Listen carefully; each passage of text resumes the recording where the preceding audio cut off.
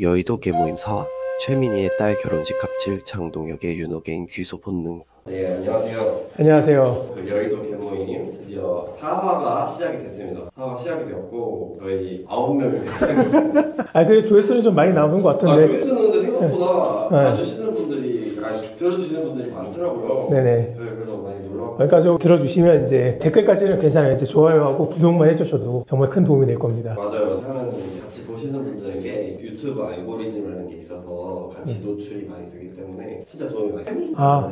그 최민희 과방위원장이죠. 네. 과방위원장이 이제 5년 동안에 그 딸 결혼식을 국회 사랑제에서 했거든요. 그런데 그 국회의원이 그 1년 중에 가장 힘이 셀 때가 언제냐면 국정감사를 할 때예요. 바로 지금이죠. 왜냐하면 국정감사 때 하는 게 뭐냐면 피감기관들 불러다가 이제 너 뭐 잘못했냐 하면서 지적하는 거고, 기업도 부르거든요. 기업도 불러가지고 이제 증인 신청해가지고 기업 뭐 오너라든지 아니면 그 밑에 이제 임원들이라든지 불러가지고 니네 이런 거 갑질하지 않았냐, 이런 거 문제 있었는데 니네 이거 왜 고치지 않았냐 해가지고, 그렇게 해가지고 피감 기관 이제 과방 같은 경우는 과기부가 이제 주 있고, 그리고 밑에 산하 기관들 있고, 그 다음에 출연료 같은 경우죠. 대전에 있는 막 정부 국책연구소들 있잖아요. 그런데 산하 기관, 그리고 저기 이제 그 기업들, 그러니까 과방위 산하 기업들이라면서 뭐 카카오, 네이버 그런 이제 IT 기업들이 이제 주로 하는데, 뭐 어차피 이제 과학기술이기 때문에 뭐 삼성도 나와도 되고 다 과학기술을 걸리면 어지간한 거 다 걸리거든요. 어지간한 기업들은 다 과방위에서도 맘만 먹으면 다 부를 수가 있어요. 그래서 보통 국감 시즌이 되면 각 의원실에서 증인 신청을 해요. 우리 의원실에서는 누구를 증인 신청을 하겠다. 그래서 뭐 기본적으로 기관 증인들, 뭐 산하 기관의 장 같은 거 의무적으로 나오는 거기 때문에 이렇게 의무가 없는 이제 예를 들어서 기업인 같은 경우들을 증인 신청을 해서 부를 수가 있거든요. 그러면 이제 막 오너 같은 걸 불러요. 막 기업의 오너. 그래서 기업 오너가 나오면 그 기업은 완전 뒤집어지는 거잖아요. 자기 오너가, 대표가 국감 나와가지고 이제 그 호통 소리 듣고 이제 쭈글쭈글 해주고 그러는데, 그건 정말 그 기업 자체에 이제 타격이 커요. 기업 오너나 대표의 그냥 개인적인 문제가 아니라 그렇게 대표나 오너가 불러갈 정도라면 이 기업은 문제가 있는 기업이다 라고 시장에서 낙인 찍히기 때문에 국감에서 증인 나가는 걸 굉장히 무서워하거든요. 그래서 국감에서 각 의원실에서 오너를 신청했다. 그런 의원실 말하면 그냥 무지성으로 그냥 이제 무조건 이제 그냥 국감이 됐네, 증인 신청했지. 그럼 삼성원이 이제 저기 이제 정의선 뭐 이제 그런 식으로 그냥 무조건 이제 오너를 신청을 하거든요. 그럼 각 기업들이 그걸 또 알아요. 그럼 또 이제 의원실에 이제 그 각 기업들이, 대관들이 찾아가서, 아이고 이제 이렇게 오너 하시는 거 저희가 이제 안 되고 제발 좀 잘 봐주셔가지고 밑에 임원급으로 하면 안 되겠습니까? 그런 식으로 살짝 비거든요. 그렇게 해가지고 이제 민원도 그렇게 해서 들어주고, 의원실에서 그렇게 이제 증인 이제 오너에서 이제 그냥 임원급으로 낮춰주는 대신 뭐 이거 해줘, 뭐 그런 식의 민원도 많이 해요. 그렇게 해가지고 그 기업한테도 굉장히 타격이 크기 때문에 국감 때 그 상임위에 이제 힘이 세지죠. 그리고 증인을 누가 결정하냐면 최종 결정은 그 상임위원장이에요. 상임위원장이. 그러니까 과방위 증인은 그 각 정당에서 간사들이 취업해요. 저희 국민의힘 간사, 민주당 간사가 각 의원실별로 그 증인을 이제 어디 각 의원실별로 누가 증인 신청했는지 그거 다 취합을 해가지고 간사들끼리 협의를 해요. 뭐 이제 누구는 너무 심하다 빼자 막 그런 식으로, 누구는 꼭 집어넣어야 된다. 그렇게 해서 협의를 하고 최종 결정을 내리는 건 상임위 위원장이에요. 그러니까 상임위 위원장은 최민희 의원이고, 최민희 의원이 지금 국감 때 가장 힘이 센 사람이고, 그 과방위 산하 기관들은 최민희 의원한테 감히 밑보면 안 되는 거죠. 밑보면 끝장나는 거니까. 그리고 웃긴 게 국감에서 질의를 하다 보면 각 의원들은 이제 그 주질의 뭐 보충질의 뭐 추가 질의 해가지고 뭐 7분, 5분, 3분 그런 식으로 시간 제한이 있거든요. 그래서 이제 뉴스 같은 거 보면 이제 시간 끝나면 갑자기 마이크가 꺼져가지고 목소리가 안 들리잖아요. 그런데 웃긴 게 뭐냐면 위원장은 없어요. 위원장은 시간 제한 없어요. 위원장은 자기가 말하고 싶으면 계속 말할 수 있어요. 다른 의원들한테 추가로 시간을 주는 것도 위원장이고, 자기가 위원장은 시간 제한이 없기 때문에 위원장이 궁금해하는 거는 그냥 다 얘기할 수 있거든요. 그래서 어지간하면 위원장은 직접 질의를 안 하는데, 그런데 이제 그렇다고 해서 위원장한테 밑보면 안 되죠. 위원장이 직접 질의해버리면 이제 정말 큰일 나니까. 그렇죠. 잘 보일 이유는 없지만. 아니, 잘 보여야죠. 잘 보여야 이제 증인 신청도 안 되고 질의도 안 받고 무난하게 넘어갈 수 있으니까. 그런데 이제 그런 과방위원장의 따님 분이 하는데?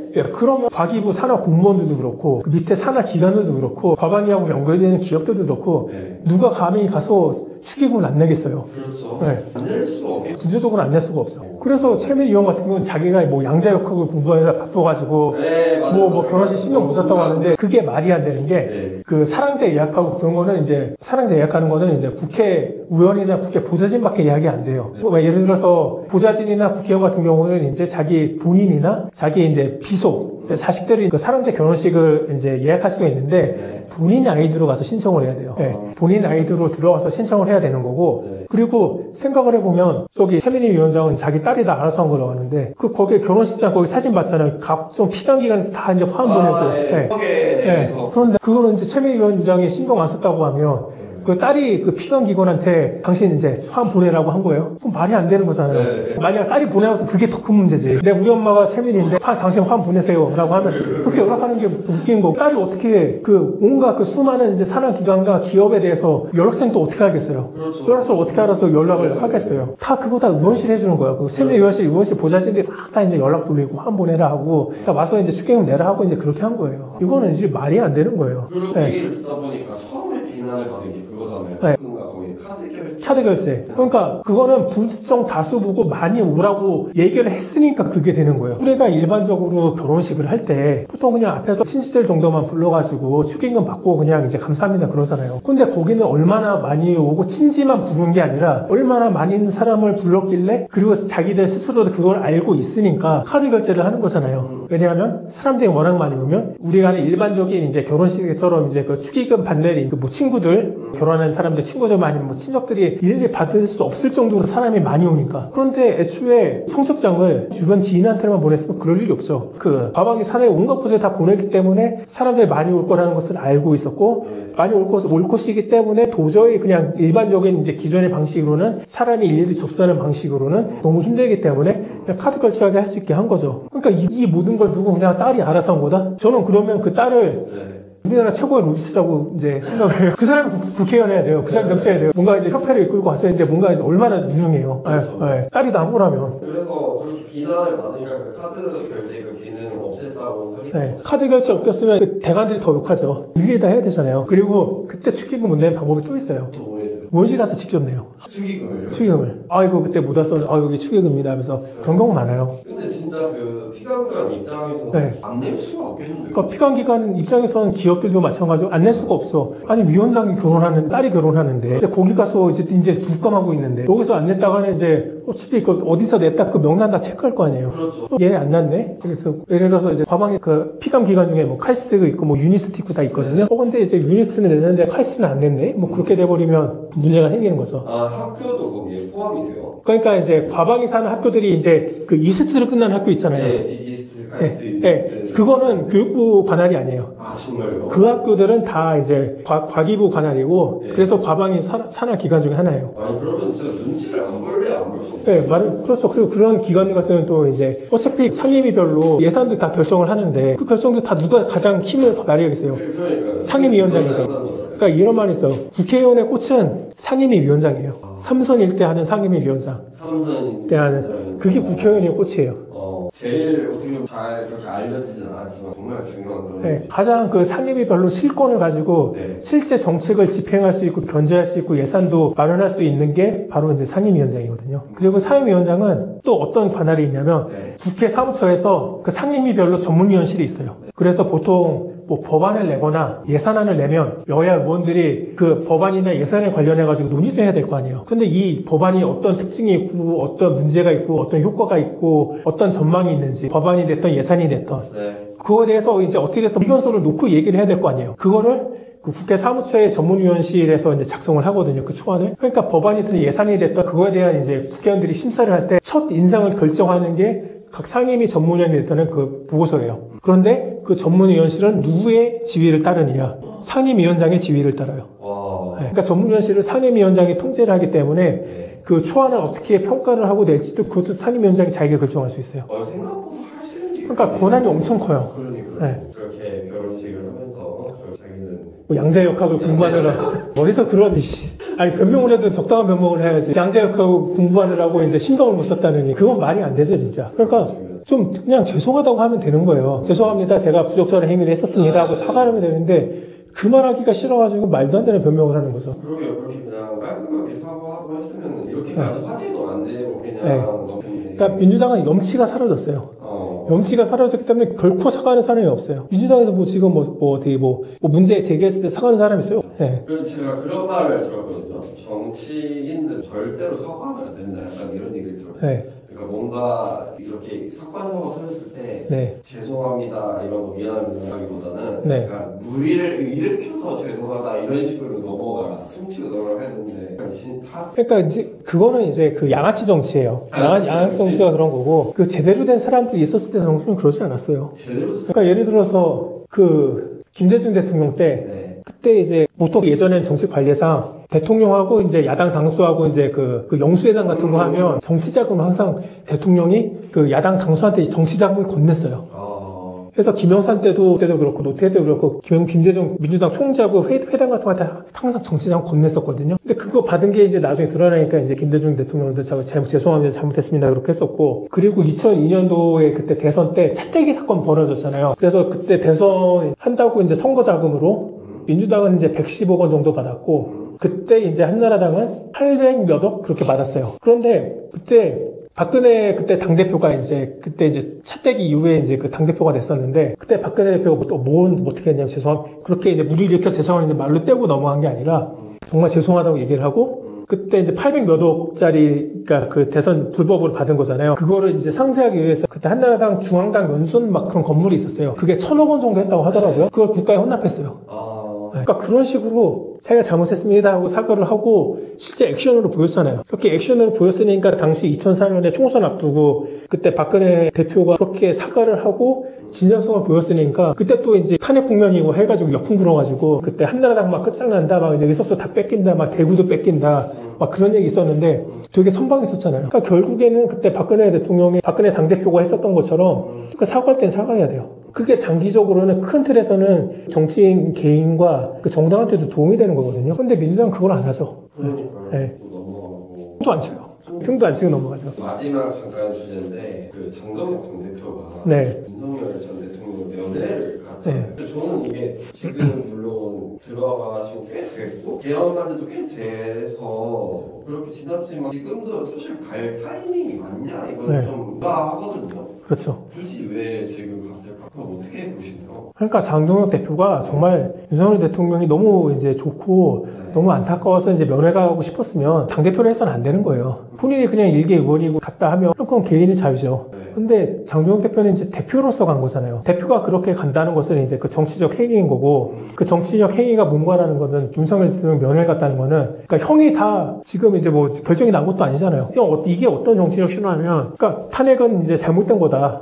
잘못한 거 없다. 계엄은 잘못한 거 없다. 약간 그 신호거든요. 그런데 아까 내가 얘기했듯이 박근혜 당대표는 그때 차떼기 사건 때 굉장히 반성을 하고 사과를 했잖아요. 그게 뭐냐면 정치를 할 때 크게 보면 긴 시점에서 보면 때릴 때가 있고 맞을 때가 있어요. 근데 때릴 때도 잘 때려야 되고 맞을 때도 잘 맞아야 되는데 박근혜 당대표가 그때 차떼기 사건 처리했을 때는 굉장히 잘 맞았죠. 굉장히 잘 맞았기 때문에 국민들은 이제 당시 차떼기 탄핵 역풍 때문에 그때 한나라당을 이제 굉장히 이제 비난하고 그렇게 얘네들이 이제 정권을 잡아서는 안 돼, 얘네들을 찍어서는 안 되라고 생각했던 국민들의 여론이 돌아섰잖아요. 그래서 그 다음서부터 이제 2004년 이제 총선 선방 이후로 그때 새누리당은 한나라당은 그때 노무현 정부 끝날 때까지 모든 선거에서 다 이겼어요. 그러니까 그런 식으로 맞을 때 잘 맞아야 그 맞는 타이밍에 끝나고 나의 공격 턴이 돌아오는 거거든요. 그런데 국힘은 지난 비상계엄 이후에 계속 맞아야 되는 때예요.